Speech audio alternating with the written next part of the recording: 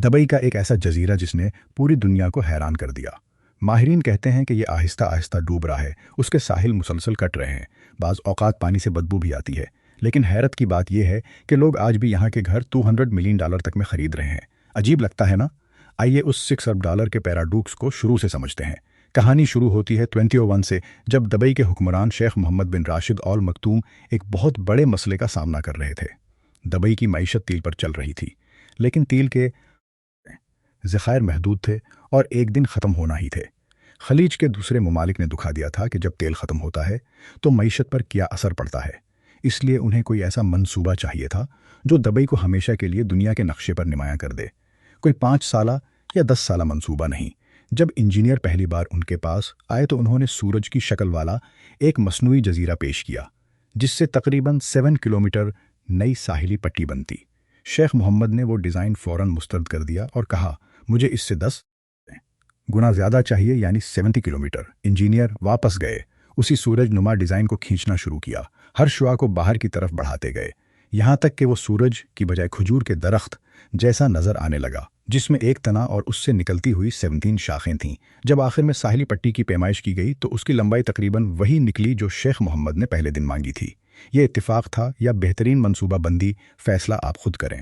اس کے بعد جو ہوا وہ کسی بھی عام انفراسٹرکچر منصوبے کے لیے ناقابل یقین تھا۔ سرکاری کمپنی نخیل پراپرٹیز نے نیدرلینڈز کی 2 بڑی ڈریجنگ کمپنیاں مقرر کیں۔ ایسی GPS گائیڈڈ مشینیں استعمال ہوئیں جو ریت کو ملی میٹر کی درستگی کے ساتھ اپنی جگہ پر رکھ سکتی تھیں۔ 40 سے زیادہ ماہرین کو مختلف شعبوں سے بلایا گیا، جن میں ساحلی انجینئرنگ، میرین بائیولوجی، آرکیٹیکچر اور انفراسٹرکچر پلاننگ شامل تھے۔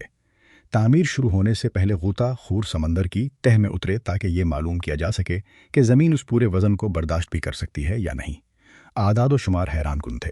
تقریباً 94 ملین مکعب میٹر ریت سمندر کی تہہ سے نکال کر پائپوں کے ذریعے اسپرے کی گئی، جبکہ کروڑوں ٹن پتھر پہاڑوں سے لا کر 11 کلومیٹر سے زیادہ لمبا حلال نما بریک واٹر بنایا گیا تاکہ کھلے سمندر کی لہریں میں نہ آ تاکہ منصوبے کی بنہریں پام جمی رقصان نہ پہنچا سکیں۔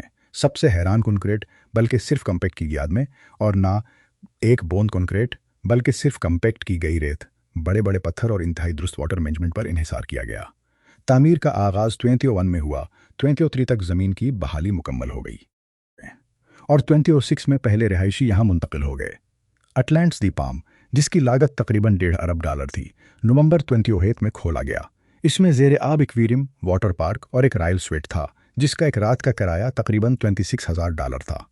افتتاحی تقریب اتنی شاندار تھی کہ اس کی آتش بازی پورے عمارت سے دیکھی جا سکتی تھی۔ ڈیوڈ بیکہم اور مائیکل شوماخر جیسے عالمی ستاروں نے یہاں جائیداد خریدی، جبکہ بعض پراپرٹیز تعمیر مکمل ہونے سے پہلے ہی فروخت ہو گئیں اور کچھ تو ایک ہی دن میں 2 گنی قیمت پر دوبارہ بیچ دی گئیں۔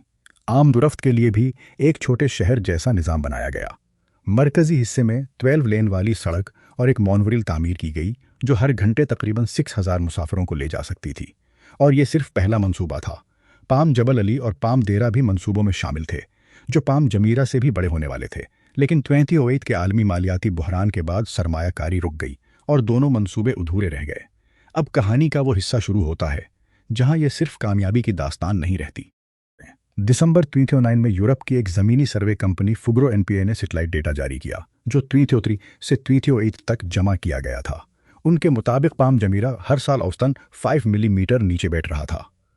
کمپنی کے پروجیکٹ مینیجر ایڈم تھامس نے کہا کہ مختلف مقامات پر زمین نیچے کی طرف حرکت کر رہی ہے، اور اگر یہی سلسلہ جاری رہا اور سمندر کی سطح بھی بلند ہوئی تو مستقبل میں سیلاب کا خطرہ پیدا ہو سکتا ہے۔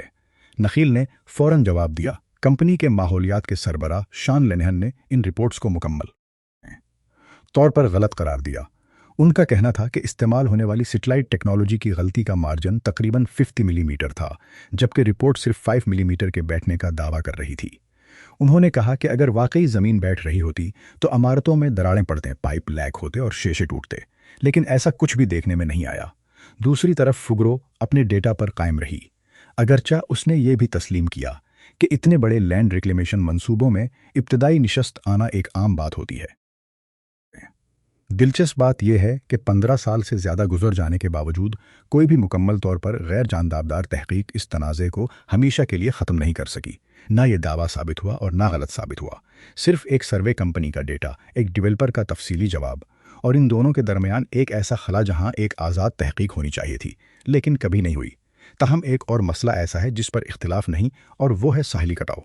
दुबई म्यूनिसिपैलिटी के अपने माहिरीन ने वाज़ेह तौर पर तस्लीम किया कि पाम जमीरा और वर्ल्ड आइलैंड्स जैसे मंसूबों ने कुदरती साहिलों के कटाव की रफ्तार बढ़ा दी है। वजह सादा तबीयात है। खलीज अरब के समंदरी धारे रेत को एक मखसूस जाविये से साहिल के साथ मुंतकिल करते हैं, लेकिन जब उनके रास्ते में 5.5 किलोमीटर लंबा मसनूई ढांचा आ जाए तो पूरा कुदरती निज़ाम मुतासिर होता है। तहकीकी मुतालात के मुताबिक बाज़ इलाकों में साहिली कटाव की रफ्तार 10 मीटर सालाना तक पहुंच चुकी है। इसीलिए साहिलों को बरकरार रखने के लिए मुसलसल नई रेत डालनी पड़ती है। अलमज़र लेगून जैसे इलाकों को भी इजाफी देखभाल की ज़रूरत पड़ती है, क्योंकि अब वहाँ वो कुदरती लहरें नहीं पहुँचते जो पहले साहिलों को खुद ब खुद साफ रखती थीं। ये कोई एक मर्तबा होने वाली तब्दीली नहीं, बल्कि एक मुसलसल जारी रहने वाला अमल है। इसी ब्रीक वाटर ने एक और मसला भी पैदा किया। उसने बड़ी लहरों को तो रोक दिया, लेकिन पानी की कुदरत भी कम कर दी। नतीजा ये निकला कि पाम के अंदर पानी ज़्यादा देर तक ठहरा रहने लगा। गर्म मौसम में यही ठहरा हुआ पानी के मयार को मुतासिर करता है। इंजीनियरों ने खुद भी तस्लीम किया कि ये एक ऐसा समझौता था जो डिज़ाइन के आगाज़ से ही मौजूद था, यानी लहरों से हिफाजत लेकिन कुदरती पानी की गर्दश में कमी। बाद में यही मसला एक नई शक्ल इख्तियार कर गया। फ्रॉन्सी और दी के रिहायशी, जहां इस वक्त घरों की कीमत तकरीबन $3 मिलियन थी, कई हफ्तों तक शिकायत करते रहे कि साहिल से सेवरेज जैसी बदबू आ रही है। नखील ने तस्लीम किया कि मुख्तलिफ मकामात पर अलजी मौजूद थी और वजाहत दी कि यह एक मौसमी मसला है। गर्म पानी और तेज़ धूप अलजी की अफजाइश के लिए बेहतरीन माहौल पैदा करते हैं, ख़ास तौर पर ऐसे इलाकों में जहां पानी की कुदरती गर्दिश महदूद हो। एक रिहायशी ने कहा कि जब आप इतनी महंगी जायदाद खरीदते हैं तो तवक्को करते हैं कि ऐसे मसाइल जल्द हल होंगे, ख़ास तौर पर जब बच्चे भी घर में हों और बदबू की वजह से ना पूल इस्तेमाल किया जा सके और न साहिल।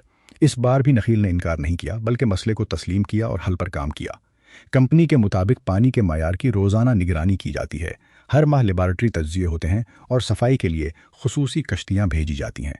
चंद ही अरसे बाद बदबू कम हो गई और पानी की हालत बेहतर हो गई। ये बात काबिल गौर है कि जहां नखील ने डूबने के दावे को पूरी शिद्दत से मुस्तरद किया, वहीं अलजी और साहिली कटाव के मसाइल को तस्लीम करके उन पर काम किया। अब सबसे हैरान कुन बात यह है कि उन तमाम खुदशात के बावजूद मार्केट पर कोई ख़ास असर नहीं पड़ा। 2024 में पाम जमीरा के फ्रॉन्टे पर एक विला 216 मिलियन दरहम में फ़रोख्त हुआ, जो इस जजीरे की तारीख की सबसे महंगी फ़रोख्त थी। इसी साल औसत विला कीमत तकरीबन 45 मिलियन दरहम तक पहुंच गई, जो गुज़श्ता साल के मुकाबले में 26% ज़्यादा थी। 2025 में भी यही रुझान जारी रहा। एक और विला 161 मिलियन दरहम में फ़रोख्त हुआ और साल के पहले 5 महीनों में औसत कीमतें मज़ीद 19% बढ़ गईं। हालांकि मजमूई लेन देन की तादाद कम हो गई थी, यानी ख़रीदार कम थे, लेकिन जो ख़रीद रहे थे वो पहले से कहीं ज़्यादा कीमत अदा कर रहे थे। तो सवाल यह है, क्या बढ़ती हुई कीमतें किसी साइंसी तनाज़े को ख़त्म कर देती हैं या सिर्फ लोगों को सवाल पूछना छोड़ने पर मजबूर कर देती हैं? इंतहाई अमीर अफराद के लिए जायदाद सिर्फ रिहाइश नहीं होती, बल्कि सरमाया महफूज रखने की जगह, एक स्टेट संबल और कम टैक्स वाले माहौल में दौलत रखने का ज़रिया भी होती है। ऐसे ख़रीदारों के लिए 15 साल पुराना साइंसी तनाज़ा या महदूद साहिली कटाव इतनी अहमियत नहीं रखता। उसके अलावा एक सादा मुआशी वजह भी है। यहाँ सप्लाई हमेशा महदूद रही है। सिर्फ इतनी ही शाखें हैं, सिर्फ इतने ही साहिली प्लाट्स हैं और नई ज़मीन बनाए बगैर मज़ीद जगह पैदा नहीं की जा सकती। जब सप्लाई महदूद हो और इंतहाई अमीर ख़रीदार मुसलसल बढ़ रहे हों तो कीमतें भी ऊपर जाती रहती हैं, चाहे बुनियादी ख़तरात मौजूद ही क्यों ना हों।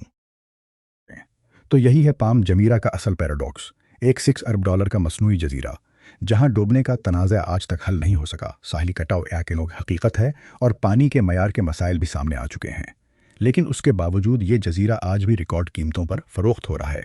2024 और 2025 दोनों ने नई कीमतों के रिकॉर्ड कायम किए और उनमें से किसी भी सवाल ने मार्केट को सस्त नहीं किया। शायद ख़तरात को बढ़ा चढ़ाकर पेश किया गया, या शायद सरमाया हमेशा साइंस से ज़्यादा तेज़ी से हरकत करता है।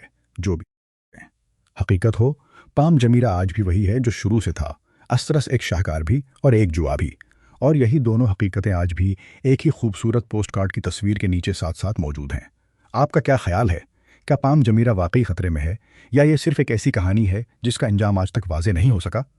अपनी राय कमेंट्स में ज़रूर बताएं।